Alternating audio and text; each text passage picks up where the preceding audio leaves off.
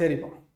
So IBPS PO notification வந்ததுலேருந்து எல்லாருமே message பண்ண ஆரம்பிச்சிட்டிங்க. ஆல்மோஸ்ட் ஒரு 9 days ஆயிடுச்சு நோட்டிஃபிகேஷன் வந்து. ஸோ 9 daysக்கு அப்புறம் இந்த வீடியோ கொடுக்குறேன் அப்படின்னா நான் ரொம்ப யோசித்து தான் வந்து இந்த வீடியோ வந்து கொடுக்குறேன். ஜென்ரலாக நான் இந்த மாதிரி ஒரு ஸ்ட்ராட்டஜி வீடியோஸு, ஜென்ரலிஸ்டிக் வீடியோ வந்து மோஸ்ட்டாக அவாய்ட் பண்ணிப்பேன். ஏன் அப்படின்றத நான் நிறைய டைம் கிளாஸஸில் எடுக்கிறப்போ நான் உங்களுக்கு சொல்லியிருப்பேன். ஓகே, ஸோ நம்ம மெசேஜஸில் ஆகட்டும், டெலகிராம் குரூப்பில் ஆகட்டும், அதேப்புறம் மெயிலையும் பண்ணுறீங்க, கால் பண்ணுறீங்க, எப்படியாவது உங்களை இந்த எக்ஸாம் வந்து நம்ம க்ராக் பண்ணணும், கொஞ்சம் ஹெல்ப் பண்ணுங்க சார் அப்படின்னு சொல்லிட்டு ஒரு ரொம்ப ஹார்ட் டச்சிங்காக வந்து ஒரு கால் எடுத்தோம் அப்படின்னா ஒரு 20-50 minutes வந்து 1 hour கூட வந்து பேசியிருக்காங்க. ஓகேப்பா, முதல்ல நான் எல்லாருக்குமே ஒரு விஷயம் வந்து கன்வே பண்ணிடுறேன். இதை பேங்க் எக்ஸாமு, இது ரயில்வே எக்ஸாமு, இது எஸ்எஸ்சி எக்ஸாம்ஸு, இந்த மாதிரி வந்து எக்ஸாமை வந்து செக்ரிகேட் பண்ணுறதை விட்டுட்டு முதல்ல இது ஒரு காம்படிட்டிவ் எக்ஸாம், அதை ஃபஸ்ட்டு அண்டர்ஸ்டாண்ட் பண்ணுங்கள். ஓகே, அதுவும் ஃபஸ்ட் அட்டம்ப்ட்லேயே வந்து நம்ம கிளியர் பண்ணணும் அப்படின்னு சொல்லி எப்படியாவது ஃபஸ்ட் அட்டம் பிகினர்ஸ் இருக்காங்க. ஏன்னா கேட்குறாங்க, சார் நான் இந்த ஃபஸ்ட் அட்டம்ப்ட்லேயே நான் கிளியர் பண்ணணும் சார், அதுக்கு ஏதாச்சும் ஒன்று சொல்லுங்கள் அப்படின்னு சொல்லிட்டு. ஸோ ஃபஸ்ட்டு கொடுக்குற அந்த ஒரு ஆர்வம் வந்து லாஸ்ட் வரைக்கும் இருக்கணும். ஓகேவா, இது ஃபஸ்ட்டு புரிஞ்சுக்குங்க. ஸோ நான் இந்த மாதிரி ஒரு வீடியோ கொடுக்கறதுக்கு முன்னாடி ஓகே நான் திங்க் பண்ணிகிட்டே இருந்தேன், சரி சொல்லலாமா, ஒரு ஜென்ரலிஸ்டிக் வீடியோ வந்து ஒரு நம்ம ஒரு ஒரு ஸ்பீச் கொடுக்குறோம் அப்படின்னா அதை வந்து எஃபெக்டிவாக எடுத்து பார்ப்பாங்களா, ஸோ அது வேஸ்ட்டாக போயிடுமா அப்படின்றதெல்லாம் நான் நிறைய யோசிப்பேன். ஏன்னா நான் கண்டென்ட் ஓரியன்டாக மட்டும்தான் இருப்பேன். ஓகே, ஸோ கண்டென்ட்டில் ஸ்ட்ராங்காக இருக்கணும், மோட்டிவாக இருக்கணும், ஃபோக்கஸ்டாக இருக்கணும், இந்த மாதிரியானலாம் விஷயம் வந்து இருக்குது. ஸோ அப்படி யோசிச்சுட்டு இருக்கும்போது நான் ஒரு கோட் ஒன்று பார்த்தேன், கோட்ஸ் அதை நான் உங்களுக்கு கொண்டு வந்திருக்கேன். ஸோ அந்த கோட் வந்து உண்மையிலே என்னை வந்து பர்சனலாக டச் பண்ணிடுச்சு. ஸோ அந்த கோட் பார்த்த அப்புறம் தான் இல்லை நம்ம இந்த வீடியோ கண்டிப்பாக கொடுத்துடணும் அப்படின்னு சொல்லி பார்த்தேன்ப்பா. ஓகே, ஸோ இதுதான் அந்த code. If you want to crack the system, first understand the system.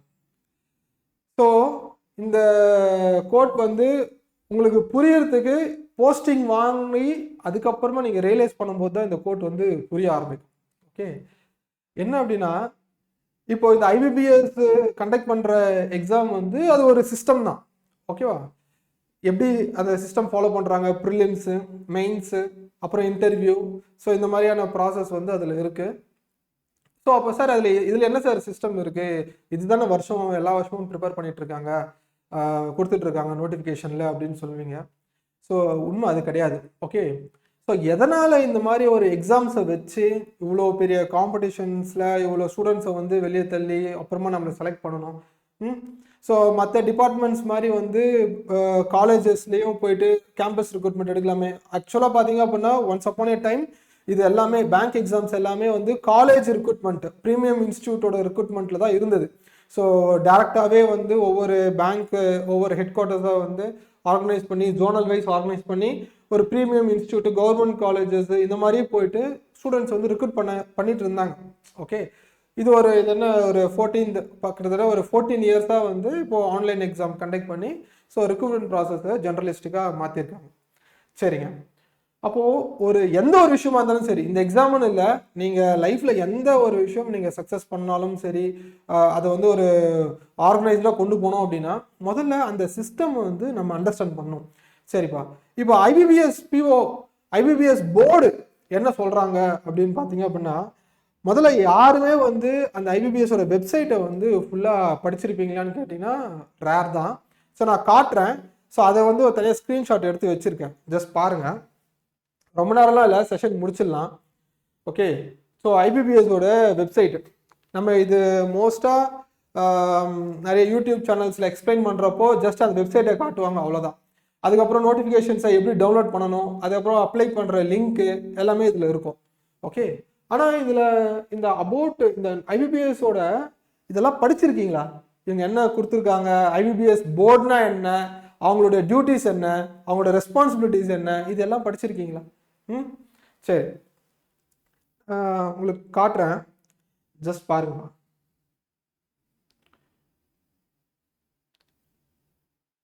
Okay, இப்போ ஹோமில் பண்ணீங்க அப்படின்னா அவங்க யார் என்னன்றதை இங்கே கொடுத்துருப்பாங்க.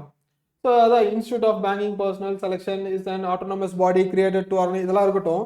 நான் முக்கியமான அப்டேட்டை வந்து காட்டுறேன், அதுக்கப்புறம் நீங்கள் பர்சனலாக உட்காந்து இதை படித்து பாருங்கள். எதுக்குன்னா முதல்ல அண்டர்ஸ்டாண்ட் பண்ணுறதுக்காக தான் நான் சொல்கிறேன்.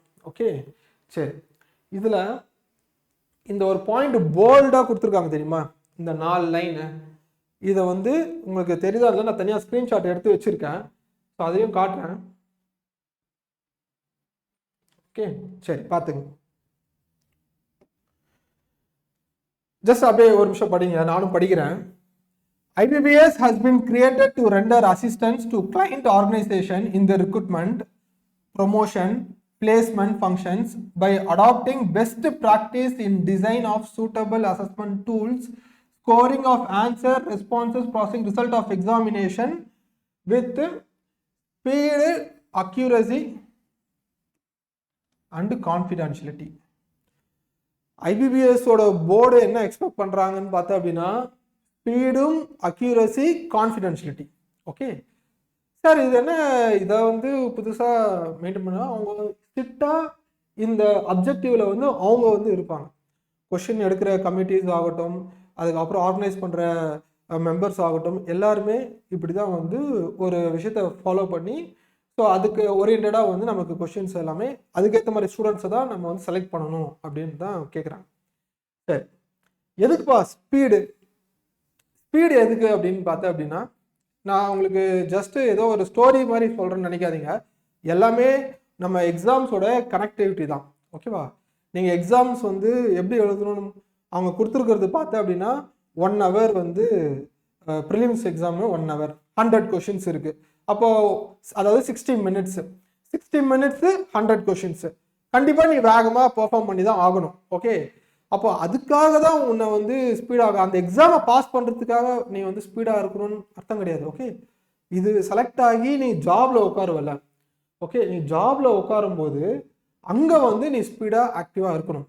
ஸோ ஒர்க்கு வந்து கஸ்டமர்ஸ் வந்துகிட்டே இருப்பாங்க. இப்போ நான் வந்து IBBS கிராக் பண்ணி ஒரு பப்ளிக் செக்டர் பேங்க்கில் ஒர்க் பண்ணிட்டு தான் இருக்கேன். ஓகேவா, ஸோ நான் டீச்சிங் ஃபீல்டில் வந்து பார்த்தீங்க அப்படின்னா ஒரு 7 years ஆகுது. ஸோ நானுமே வந்து ஓகே நம்ம ஒரு கண்டென்ட் வந்து ஃபுல்லாக கொடுத்துட்டு ஸ்டாப் பண்ணிடலான்னு பார்க்குறேன். பட் ஆனால் டீச்சிங் என்ன ஸ்டாப் பண்ண மாட்டேங்குது. என்னால் முடிஞ்ச பெஸ்ட் டைம் வந்து நான் எல்லாருக்குமே கொடுத்துட்டு தான் இருப்பேன் அப்படின்னு டிசைட் பண்ணிட்டு தான் எல்லா செட்டப்பும் ரெடி பண்ணி நான் ஃப்ரீ டைம்ஸில் கொடுத்துட்ருக்கேன். ஓகே சரி, ஓகே அது இருக்கட்டும். நான் இதை ஏன் நான் உங்களுக்கு சொல்கிறேன் அப்படின்னா, இதை நான் ஒர்க் பண்ணும்போது தான் எனக்கு புரிஞ்சுது. ஓகே, ஏன்னா கஸ்டமர்ஸ் வந்து வந்துகிட்டே இருப்பாங்க. ஸோ அவங்க கொரீஸ் வந்து நம்ம கேட்டு ஒர்க் பண்ணும்போது பார்த்தீங்க அப்படின்னா ஃபஸ்ட்டு இனிஷியலாக வந்து கொஞ்சம் ஓகே நம்ம தப்பு பண்ணக்கூடாது அப்படின்ற மாதிரி இருந்தது. ஆனால் போக போக போக என்னென்னா நம்ம ஃபாஸ்ட்டாக ஒர்க் பண்ணணும் அப்படின்ற ஒரு மைண்ட் செட் வந்தது. ஸோ அப்போது எதனால இது, ஆனால் நான் ஃபாஸ்ட்டாக தான் ஒர்க் பண்ணுவோம் நம்ம. ஓகே, நம்ம IBBS கிளியர் பண்ணுற வர ஸ்டூடெண்ட்ஸ் எல்லாம் பார்த்தீங்க அப்படின்னா கண்டிப்பாக ஒரு 90% வந்து ஃபாஸ்ட்டாக தான் ஒர்க் பண்ணுவாங்க. காரணம் என்ன அப்படின்னா இந்த மாதிரியான ப்ரிப்பரேஷன்ஸ் தான். ஓகே, எதுக்காக உன்னை ப்ரிப்பேர் பண்ணி அந்த மாதிரி ஒன்று கொண்டு வராங்க? ஏன் ஒரு தியரி எக்ஸாமை வச்சு செலக்ட் பண்ணலாமே, எதுக்கு அப்ஜெக்டிவ் கொடுத்துட்டு ஒரு டைம் ஃப்ரேமை கொடுத்து ஸோ அதுலேயும் ஒரு தப்பு பண்ணக்கூடாது இந்த மாதிரியான நெகட்டிவ் மார்க்ஸ்லாம் கொடுத்து இவ்வளோ க்ரைட்டீரியாஸ் வச்சு நம்மளை செலக்ட் பண்ண ரீசன் வந்து நம்மளுடைய அவுட்புட்டு ரியல் டைமாக நம்ம கஸ்டமர் சர்வீஸ் பண்ணுறப்போ இருக்கும்பா. ஓகே சரி, அப்போது ஸ்பீடாக பார்த்தா அப்படின்னா ஸோ க்ரௌட் ஹேண்ட்லிங்கும் சரி, எஃபிஷியண்ட்டாக ஒர்க் பண்ணணும், ஸ்பீடாக ஒர்க் பண்ணணும். சரி, அக்யூரேசி, கொஸ்டின் வந்து நம்ம ஆன்சர் பண்ணுறப்போ நிறைய தப்பு நடக்கும். ஓகே, ஆனால் அந்த தப்பை குறைக்கணும், தப்பே வரக்கூடாது. அக்யூரேசியாக இருந்தால் மட்டும்தான் நம்ம கரெக்டான ஜாபில் வந்து நேச்சராக ஒர்க் பண்ண முடியும். ஏன் அப்படின்னா நம்ம டீல் பண்ணுற விஷயம் பார்த்தீங்க போது எல்லாமே money oriented, numbering oriented, okay letters oriented, signatures oriented. எந்த தப்பும் வந்து நடந்தாலும் ஸோ முக்கியமாக PO லெவல் கேட்டகரி, ஆஃபீஸர் கேட்டகரியில் போகிறீங்க அப்படின்னா ரொம்ப ரெஸ்பான்சிபிலிட்டிஸாக ஒர்க் பண்ணணும். ஸோ அதனால் அந்த வேகமாக நம்ம ஒர்க் பண்ணுறப்போ தப்பு நடக்கும் தான். பட் அதை வந்து அந்த நடக்காமல் நம்ம எப்படி அந்த வேகத்துலேயும் நம்ம வந்து கரெக்டாக பண்ணணும், அக்யூரஸியாக பண்ணணும் அப்படின்றதையும் நம்மளை டெஸ்ட் பண்ணி போர்டு வந்து நம்ம செலக்ட் பண்ணுறாங்க. Right, next கான்ஃபிடென்ஷியலிட்டி. இப்போ கான்ஃபிடென்ஷியலிட்டி அப்படின்னா ஒரு விஷயம் வந்து கான்ஃபிடென்ட்டாக நம்ம வந்து ஆன்சர் பண்ணுறது ஒன்று. ஓகேடா, இதுக்கு இதான ஆன்சர், கண்டிப்பாக நான் போட்டது கரெக்டு தான், நான் பண்ணுற மெத்தடும் கரெக்டு தான், ஆன்சரும் கரெக்டு தான், கான்ஃபிடென்ட்டாக மார்க் பண்ணணும்.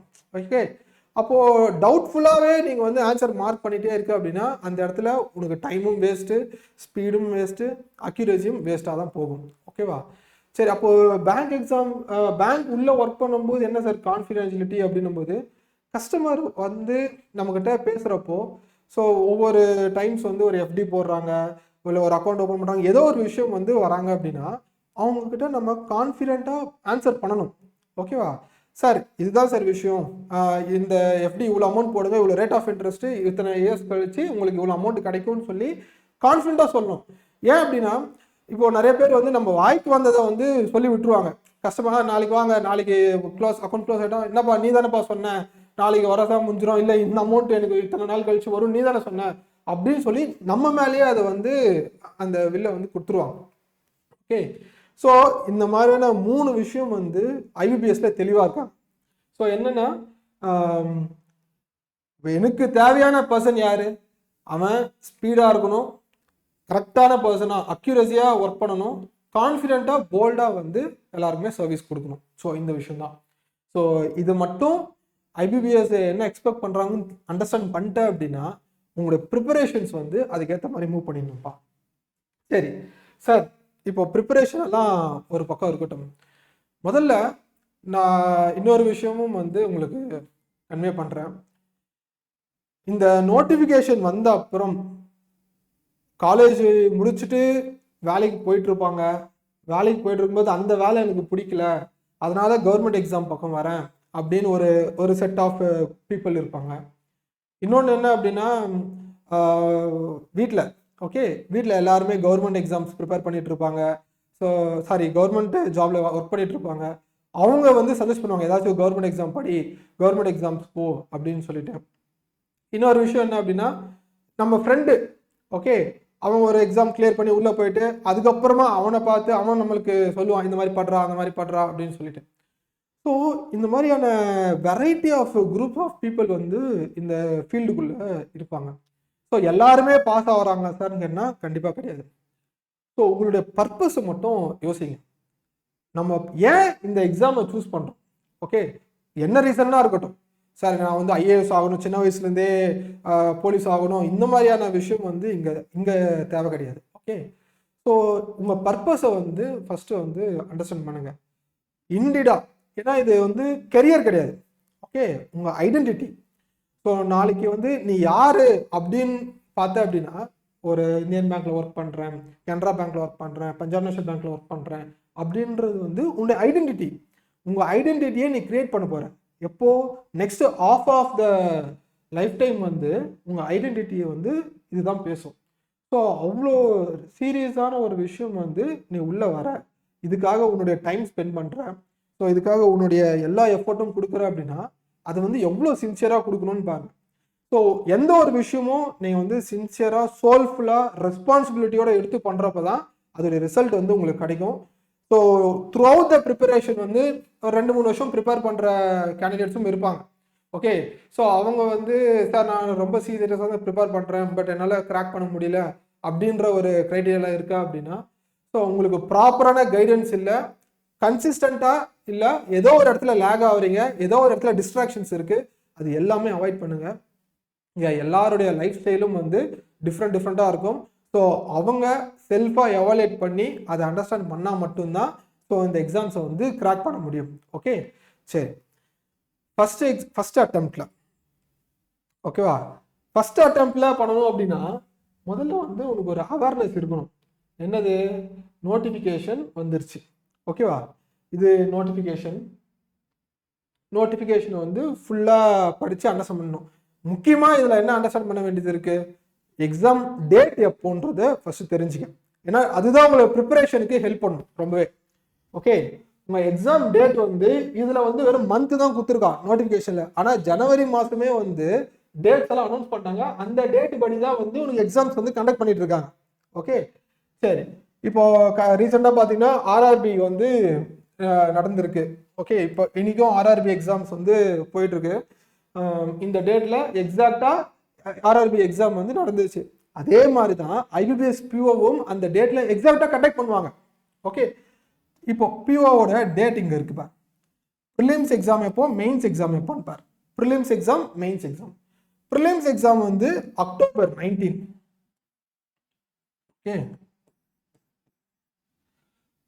அக்டோபர் 19, 20 ப்ரிலிம்ஸு, மெயின்ஸ் வந்து நவம்பர் 30 கொடுத்துருக்காங்க. ஓகேவா? சரி,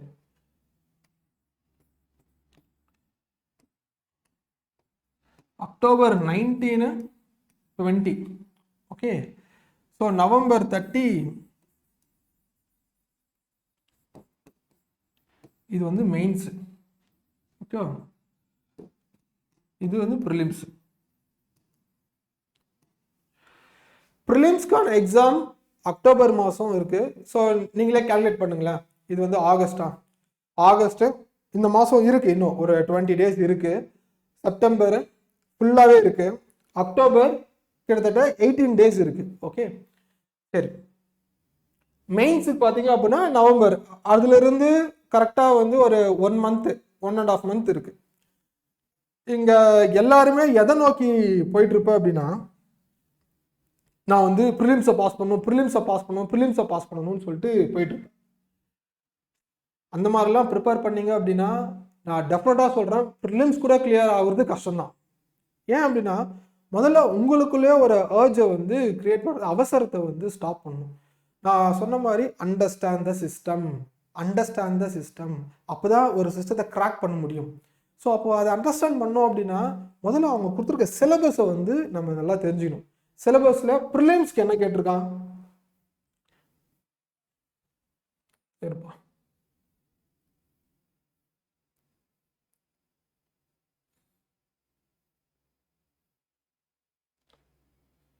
சரி, ப்ரிலிம்ஸ்க்கு என்ன கேட்டிருக்கான்?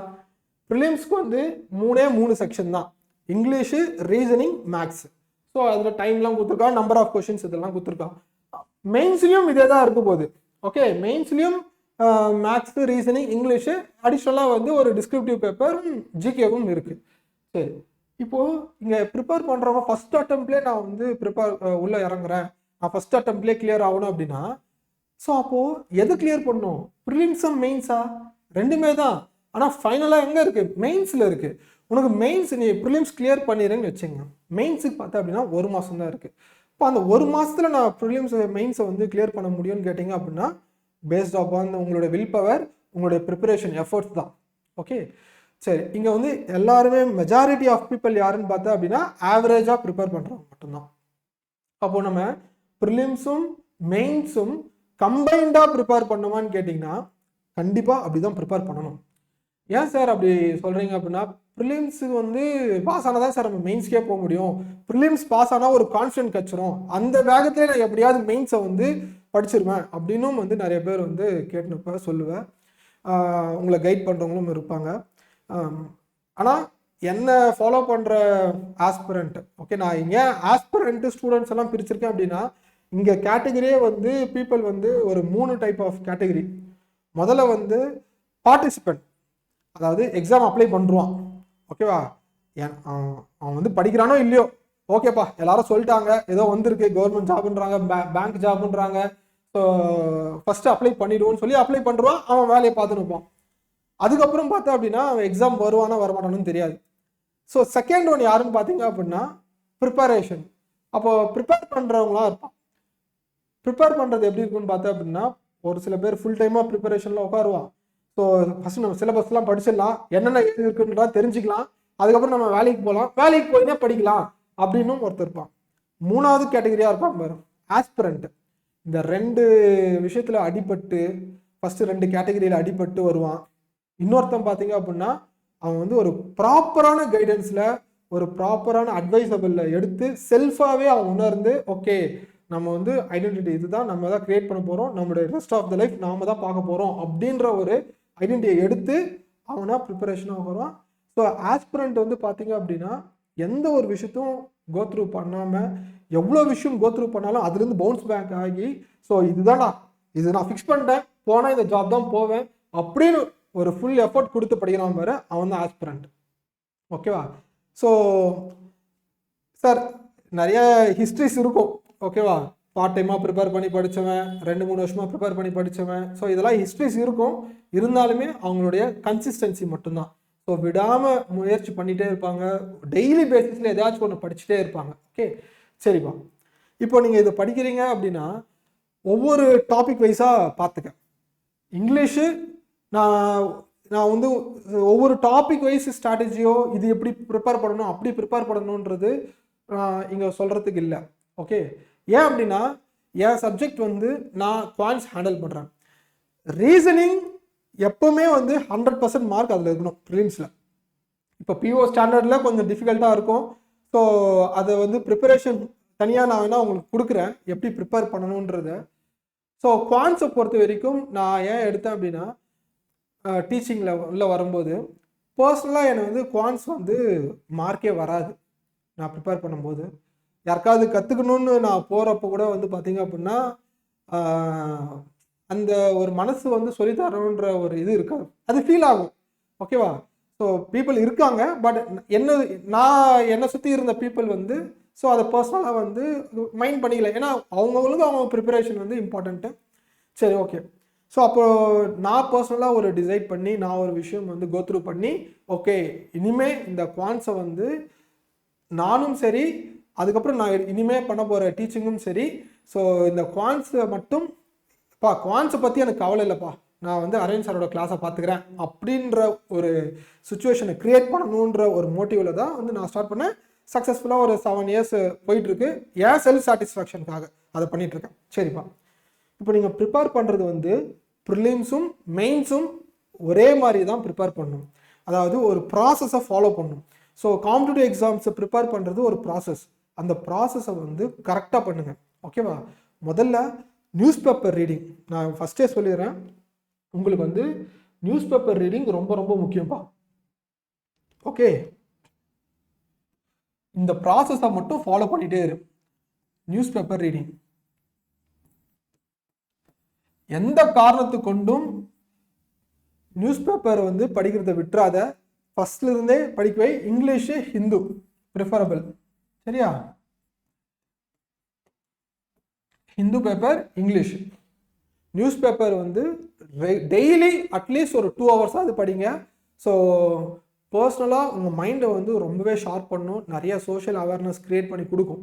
நம்ம வந்து காம்படிட்டிவ் எக்ஸாம்ஸ் ப்ரிப்பேர் பண்ணுறோன்றதை தாண்டி ஸோ உங்களை சோஷியலி கனெக்ட் பண்ணிடும். நீங்கள் அதை வந்து ஃபீல் பண்ணுவீங்க நியூஸ் பேப்பர் படிக்க படிக்க.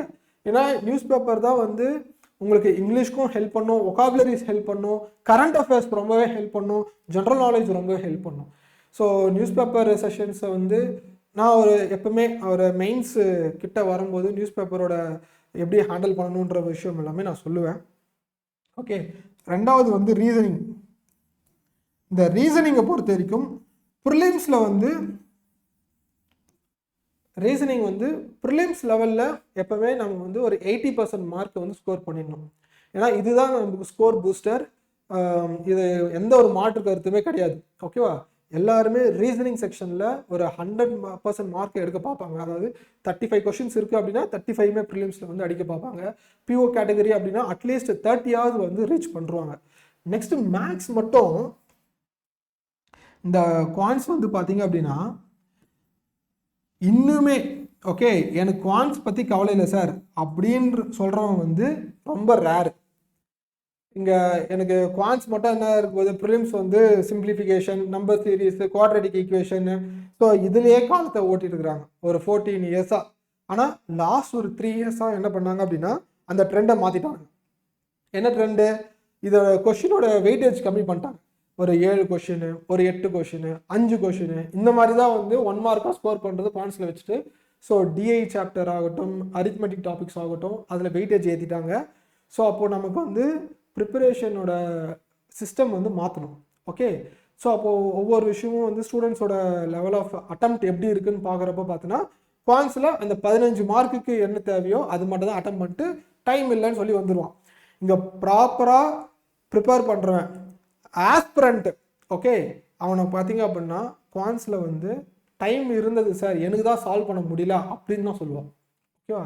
ஏன் அப்படின்னா அவங்ககிட்ட ஸ்பீடு இருக்கும், எல்லாம் அக்யூரேசியாகவும் போட்டிருப்போம், ஒரு நல்ல மோட்டிவேஷன் எனர்ஜி இருக்கும், எப்படியாச்சும் கிராக் பண்ணணும்னு இருக்கும். ஆனால் அங்கே டைம் இருக்கும், ஆனால் அவனால சால்வ் பண்ண எபிலிட்டி இல்லை. ஸோ அவனுக்கு தனியாக ஒரு பேப்பர் கொடுத்தா அந்த கொஸ்டின் போட்டுருவான். ஆனால் எக்ஸாம்ஸ் உள்ள போகிறப்போ அந்த கொஸ்டின் வந்து ஆன்சர் பண்ண வருது. ஆனால் அதுக்கப்புறமா யோசிச்சு பார்த்தா அந்த கொஸ்டின் உண்மையிலே ரொம்ப ஈஸியாக இருக்கும். ஓகே.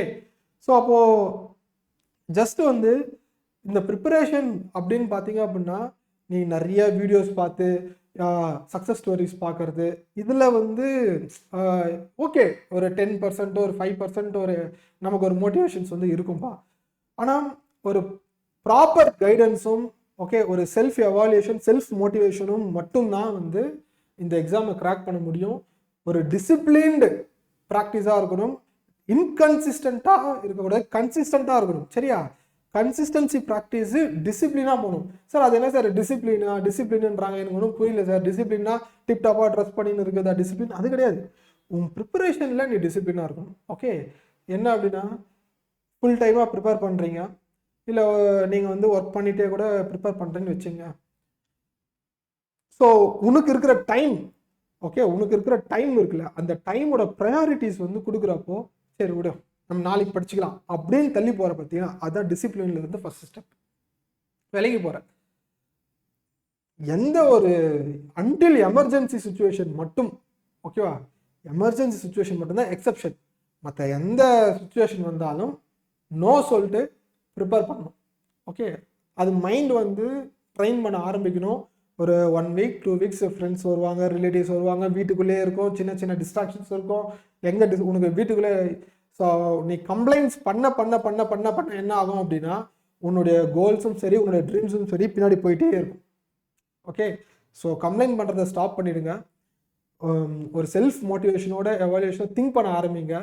ஸோ நமக்கு ஓகே இந்த எக்ஸாமோட சிஸ்டம் இப்படி தான் ஒர்க் ஆகுது, ஸோ அதுக்கேற்ற மாதிரி தான் நம்ம ஒர்க் பண்ணணும் அப்படின்றத ஒரு மைண்ட் செட் பண்ணிக்கோ. ஸோ மைண்ட் செட் பண்ணிவிட்டு ஸோ ஒரு ப்ராப்பரான கைடன்ஸ் யார் உனக்கு, நீங்கள் யாரை வேணால் ஃபாலோ பண்ணுங்க. ஓகே. ஸோ அது பிரச்சனை கிடையாதுங்க. ஸோ யாரை ஃபாலோ பண்ணாலும் அதை ஃபுல் ஒரே ஒரு சோர்ஸ் எடுத்திங்கன்னா அந்த சோர்ஸை 100% ஃபாலோ பண்ணணும். அதுதான் நான் சொல்லுவேன். ஸோ நீங்கள் இங்கிலீஷு, ரீசனிங், மேக்ஸு எந்த சோர்ஸ் ஃபாலோ பண்ணாலும் ஸோ 100% நம்பி அதை ஃபாலோ பண்ணுங்கள். டெஃபினட்டாக உங்களுக்கு வந்து சக்ஸஸ் வரும்பா. ஓகே. சரி. ஸோ அதுக்கப்புறம் வந்து ஜென்ரலிஸ்டாக ஒரு மார்க் டெஸ்ட் பற்றி கேட்டிருந்தீங்க. இங்கே எல்லாருமே பண்ணுற தப்பு என்ன அப்படின்னா ப்ரிலிம்ஸ்க்கு நான் ப்ரிப்பேர் பண்ணுறேன்னு சொல்லி மார்க் டெஸ்ட்டை வந்து போட்டு டைம் வேஸ்ட் பண்ணிட்டு இருப்பேன். முதல்ல எல்லா சாப்டர்ஸுமே வந்து பேசிக்ஸு கிளியர் பண்ணுங்கள். ஓகே. பேசிக்ஸை கிளியர் பண்ணுங்கள். ஸோ பேசிக்ஸ் கிளியர் பண்ண அப்புறமா ஒரு கொஷின் பேங்க்கு ஒரு புக்ஸ் எடுத்து கொஷின்ஸை நீங்களாக சால்வ் பண்ணுங்கள். எடுத்த உடனே டெஸ்ட்டுக்கு போயிடாதீங்க. இந்த இப்போ மார்க் டெஸ்ட் போகிறதுல ஏன்னா நோட்டிஃபிகேஷன் வந்த அப்புறமா ஒரு 10 நாள் 20 நாள் வந்து பேசிக்ஸை படிச்சுட்டு டெஸ்ட்டு போகிறதுல எந்த யூஸுமே கிடையாது. ஓகே. உனக்கு ஸ்பீடு இம்ப்ரூவ் பண்ணணும் அப்படின்னா எங்கே ஸ்பீடு உன்னால் இம்ப்ரூவ் பண்ண முடியும்னு பார்த்தா அப்படின்னா அதாவது ஓவராலாக இங்கிலீஷை பொறுத்த வரைக்கும் ஸ்பீடு எதில் இருக்குன்னு பார்த்தீங்கன்னா ரீடிங் படிக்கிறதுல ஸ்பீடாக இருக்கணும். எக்ஸாம்ஸில் கொஷின்ஸ் டிஸ்பிளே ஆகும். ஸோ அப்போ வந்து நீங்கள் அந்த கொஷின்ஸை வந்து படிக்கிறப்போ ஸ்பீடாக படிக்கணும், ஸ்பீடாக படித்து புரிஞ்சுக்கணும் கூட. ஓகேவா? ஸோ அந்த இடத்துல அண்டர்ஸ்டாண்டிங் ஸ்பீடு. ரீசனிங் பொறுத்த வரைக்கும்